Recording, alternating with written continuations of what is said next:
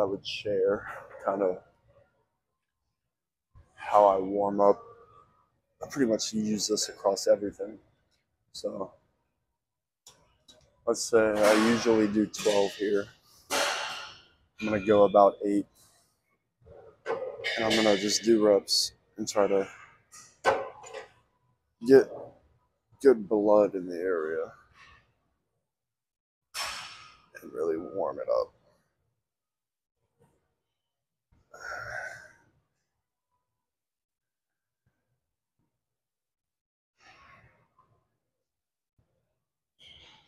And then once I got sufficient blood flow in the area, we're going to move to the weight that we're going to do on our set, and we're going to do 1 or 2.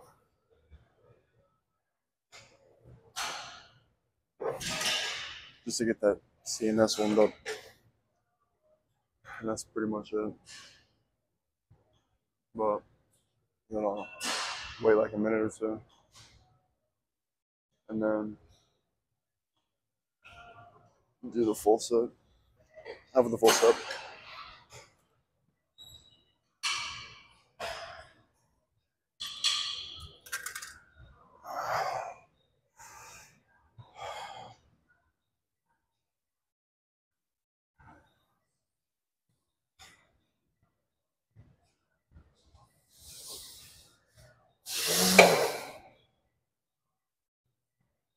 The upper weight action. Like it's warranted.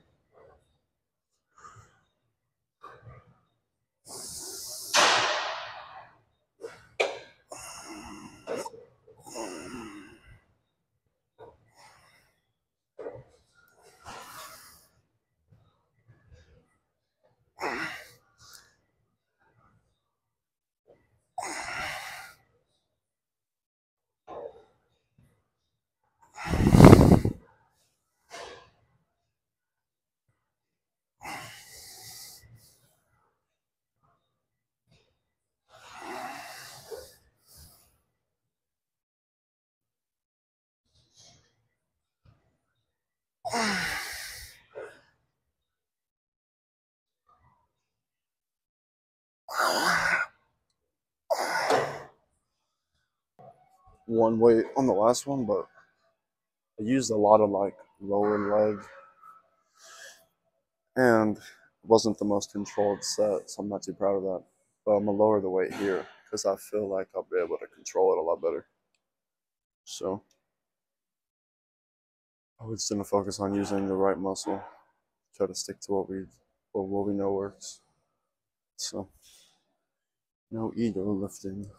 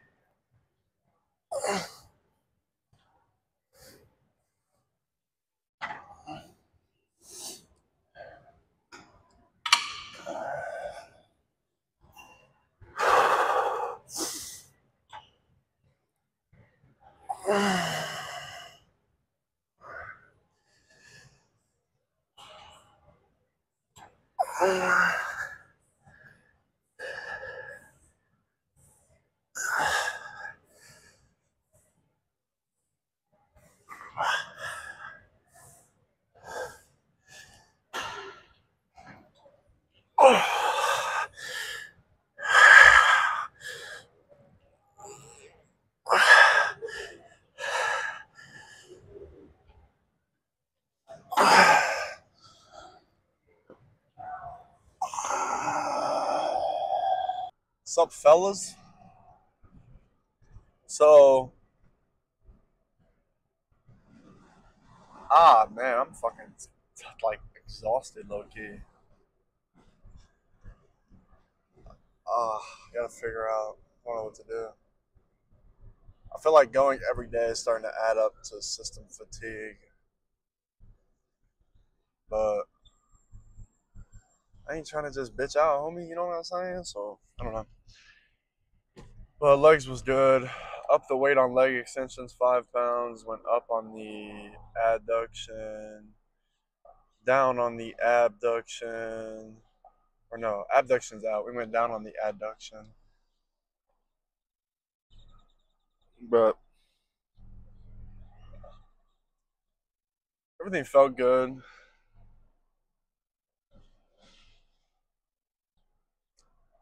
Everything felt good. I kind of wrote down like a little mini plan. It has two groups for the lift.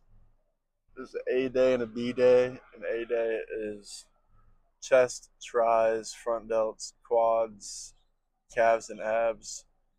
B day is back, rear delt, side delt, bicep, hams, and adduction and abduction. So it's like 9 sets or something per workout. And the plan would be to do that every other day, not every day, and not like I don't know. But currently, right now, being on a deficit, it kind of makes what I'm doing make a little more sense. But maybe I don't know. I feel like I kind of want to save that AB for like maybe the start of the bulk, and then we'll go from there in the bulk.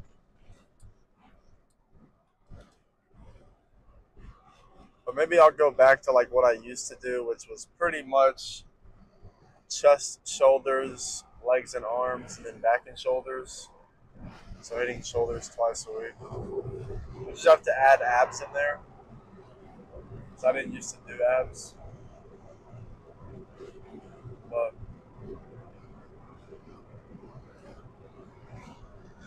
that put like I pretty much added 2 sets to leg day to add the arms, and then it adds 3 sets to chest and back day. I did fuck with that split, so I might go back to it. I feel like it's good frequency. The legs once a week is ideal. I did it on Wednesday, so it was like a Monday, Wednesday, Friday, and took the weekend off to fully recover.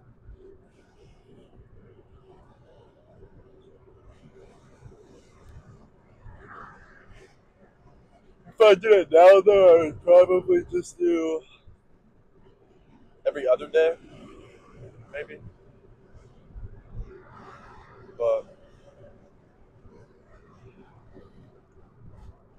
the topic for today's little talk, I'm feeling kind of nauseous right now. I ain't gonna lie, I don't know what the fuck that is. Proper form and technique, and why it's more important than how you lift or how much you can lift. And I would say being able to lift a lot of weight with poor technique or poor form is not a flex in any way, because you're not actually using the muscle or the muscles that you're targeting. You're not even doing it right. Obviously, there's many different ways you can do an exercise, and just because they're not doing it the way you would do it doesn't mean that they're not doing it right. But if you're not feeling what you're targeting, or if your form is breaking down throughout the set or throughout the movement because you're too heavy, then you're not doing it correctly. And the reason that proper technique beats that every day is because how you actually build muscle is using the muscle, not just moving weight. And there's definitely maybe some central nervous system adaptation that might occur when you ego lift. Like, say you normally row 210, but you put on 240 this time. I think that's a reasonable jump to increase CNS without completely ego lifting. Obviously, your form's still going to break down, and it's still kind of there, but depends what your intention is, right? So,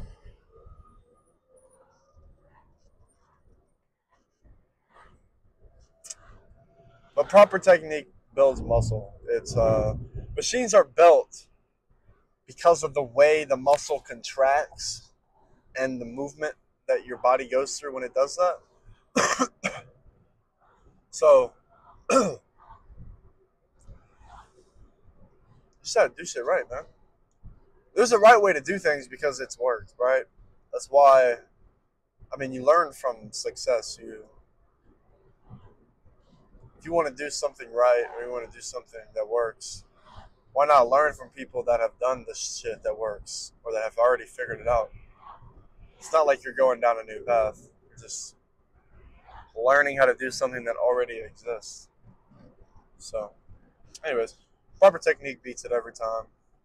It's how you actually build muscle strength, control, no injuries, which is probably the biggest thing when it comes to proper technique, and not ego lifting or lifting too much and making sure you're controlled in your movements, is the chance of injury if you're throwing weight around is significantly higher.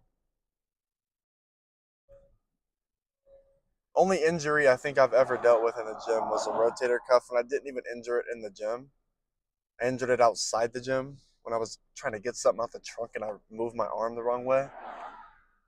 But I felt it in the gym and I fixed it in the gym, and now it doesn't bother me ever. So, and how'd I do that? With slow, fucking controlled negatives, like. But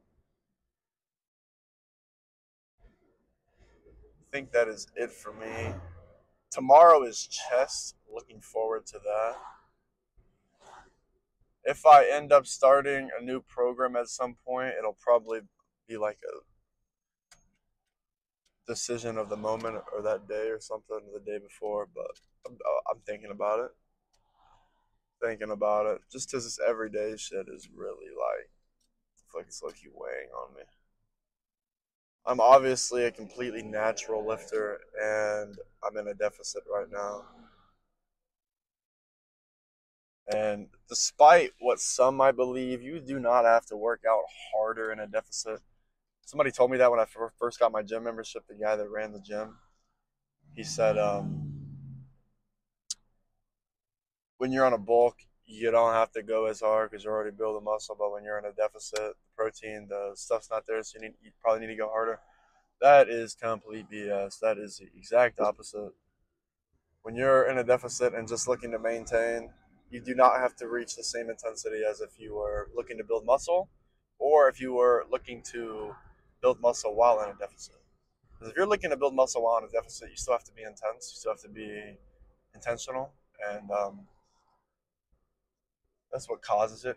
If something is so intense that your body feels like it has to do it, it'll make it do it, even if it doesn't have as much available resources.